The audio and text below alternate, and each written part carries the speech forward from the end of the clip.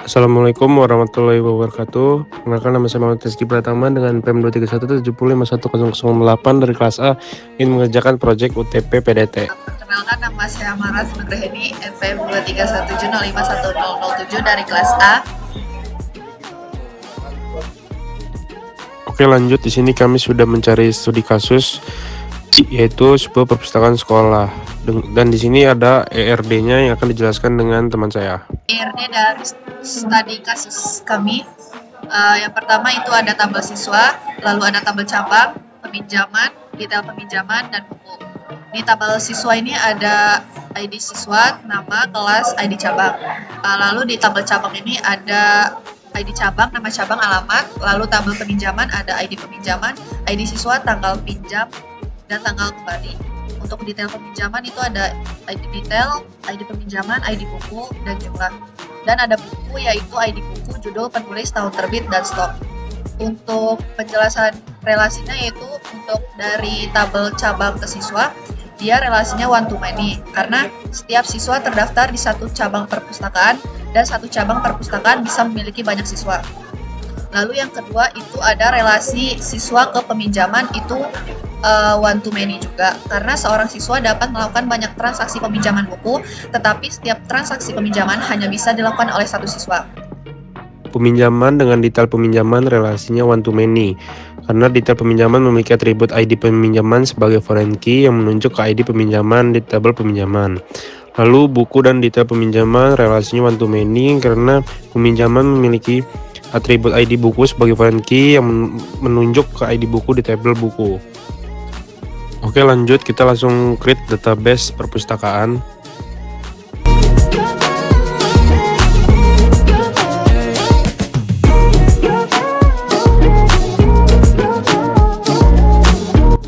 Setelah membuat database, kita testing antara master-master.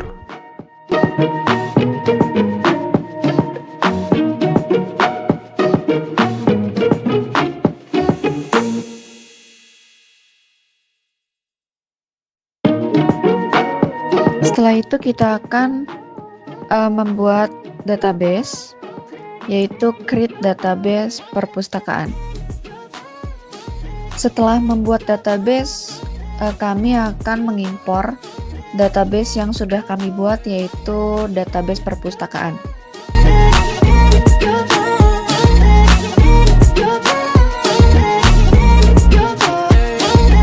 Setelah mengimpor database, di sini saya sebagai master 2 akan mencoba testing kepada master 1.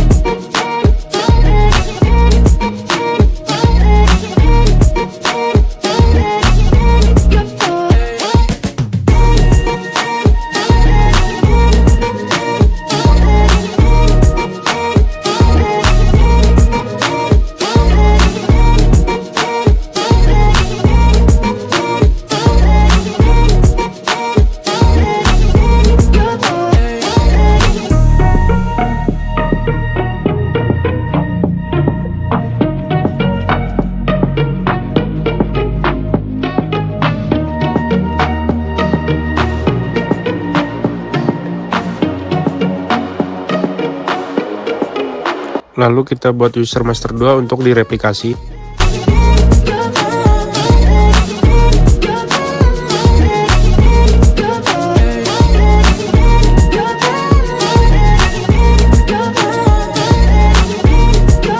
Lalu kita cek show master status.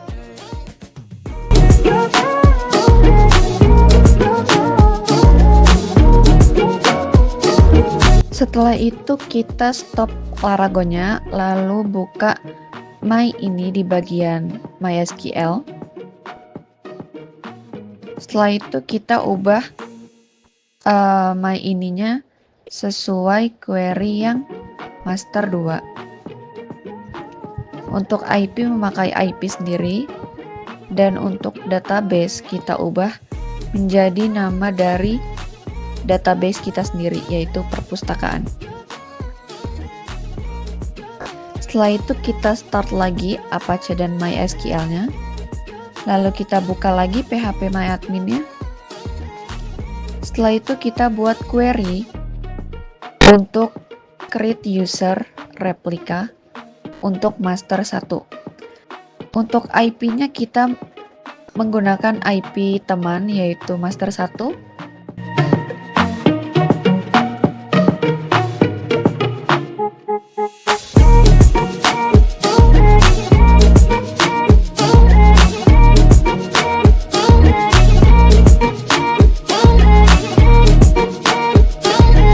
Setelah membuat user, kita akan show master status.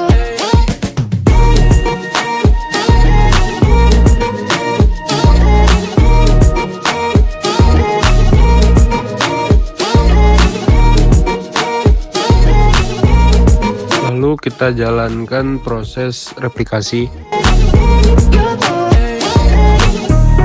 Lalu kita cek penilai yes di kedua server.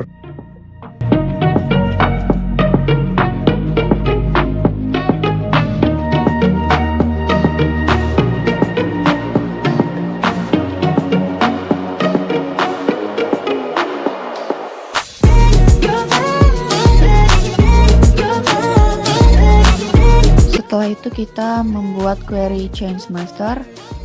Lalu untuk IP-nya kita ubah menjadi IP teman. Lalu untuk master log file juga milik teman dan master log post itu milik teman. Teman yang saya maksud di sini yaitu master 1.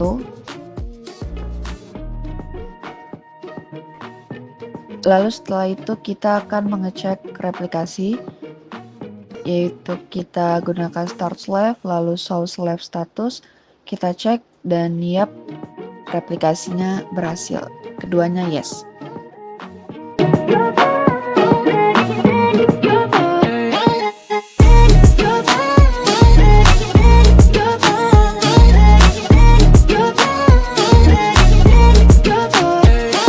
Lalu di sini kita coba membuat table detail peminjaman.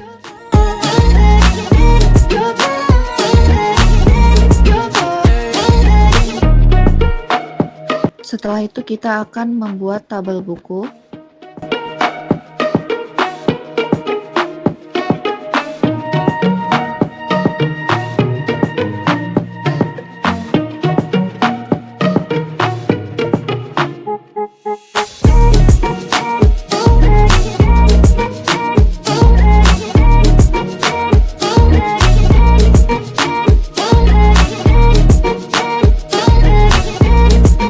Untuk insert 1000 data itu kami masukkan secara manual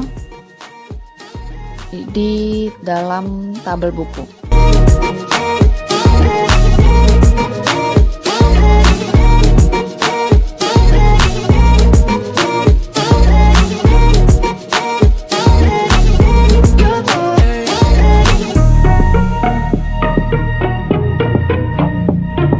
Setelah insert 1000 data ke dalam tabel buku, kami memasukkan insert ke dalam tabel detail peminjaman juga.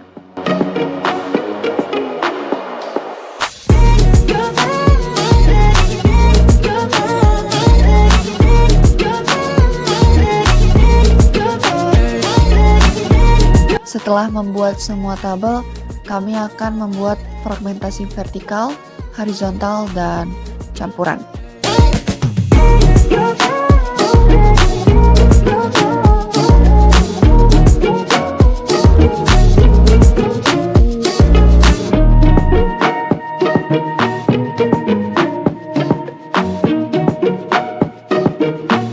Lalu kita membuat fragmentasi data campuran, horizontal, dan vertikal. Lalu kita akan melihat peminjaman awal April dan peminjaman akhir April. Untuk fragmentasi horizontal sendiri itu peminjaman awal April itu untuk menyimpan data peminjaman lama, yaitu sebelum tanggal 5 April 2025. Dia cocok untuk backup, arsip, atau laporan bulanan atau triwulan. Untuk fragmentasi horizontal yang peminjaman akhir April, dia akan menyimpan data peminjaman baru atau aktif dimulai dari tanggal 5 April 2025. Dia cocok untuk sistem aktif yang menangani transaksi terkini.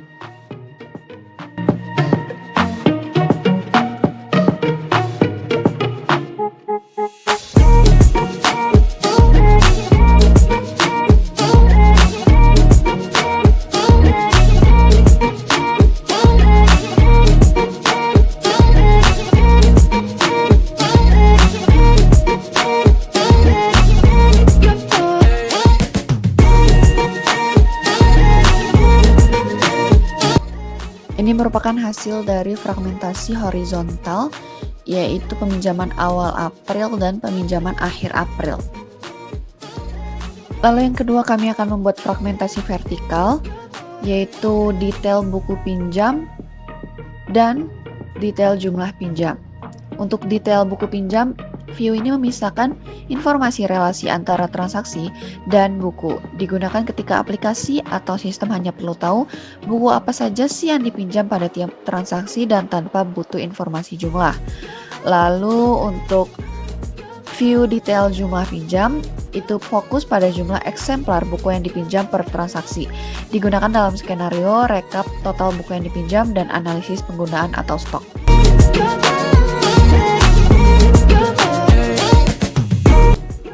Ini merupakan hasil dari fragmentasi vertikal, yaitu detail buku pinjam dan detail jumlah pinjam.